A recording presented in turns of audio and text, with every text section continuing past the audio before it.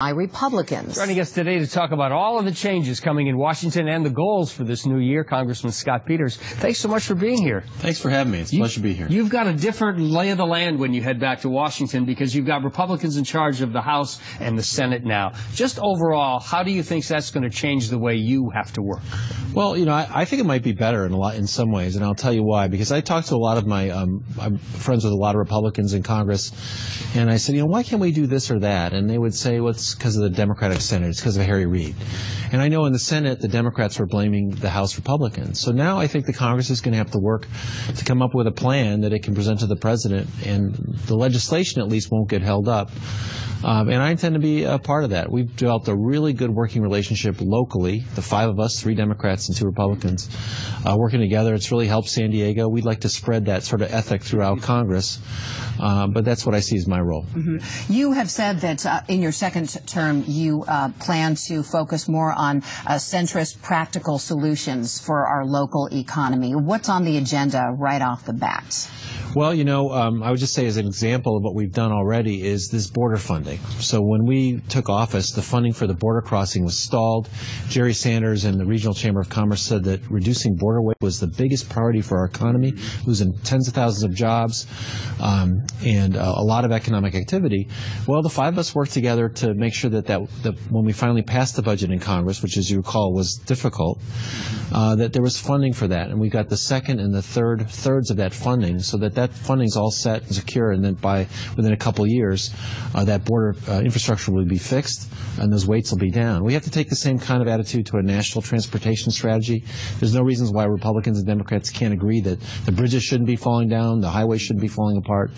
We need to build our transit systems out. And so I think those are the kinds of things what we'll do is we'll look for places where there's agreement, where we can work together, both locally and as an entire Congress. Assembly Speaker Toni Atkins was here earlier, and she kind of called out. Good friend of mine. Yeah, she kind of called out Congress. She said today was an exciting day for undocumented immigrants here in California. They can start applying for driver's licenses.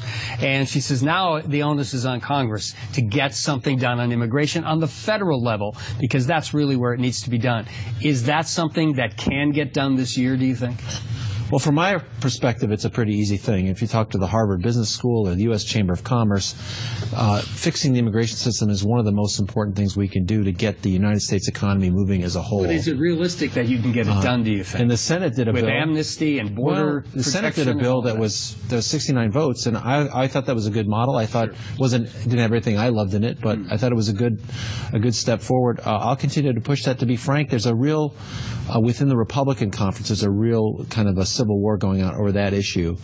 And I know that they're angry. A lot of them express anger with the president for having taken the steps that he did. I think we'd all prefer that Congress do its job and pass the law. I'd like to be part of that solution, too. Mm-hmm. What about here in San Diego County? The tech sector accounts for 140,000 plus jobs in San Diego County, 10% of the workforce. And they're high-paying jobs for the most part. Some of the best jobs we have. They are, 6-figure jobs. What are you planning to do to make sure that the technology sector thrives in San Diego? Well, there's a couple things I'd like to do. First of all, we have to make a budget priority of science and research. So if you think of the Salk Institute, you think of UCSD or Sanford Burnham Cancer, those institutions are solving problems in healthcare, like Ebola, for instance, based on federal grant funding. And each of those labs is a small business that powers our economy. We've got to make sure that we're accounting for that in the budget, because our competitor countries are. Sure. The other thing I've been working on, I think there's a good chance of doing, is repealing the medical device tax. The United States taxes medical device companies in a way that our competitor countries don't. That was part of Obamacare. It was part of a way to pay for it. Obviously, we have to pay for it. It's just the wrong way to do it. We're punishing job creation here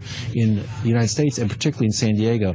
I think we're going to repeal that tax, and I think that'll be a good step forward. Congressman Scott Peters, thank you for being here, and good luck this year. Yeah. Thanks. Don't send me back to the cold. We're going to miss it here. Back there Tuesday. Okay, better great. you than us. Thank you.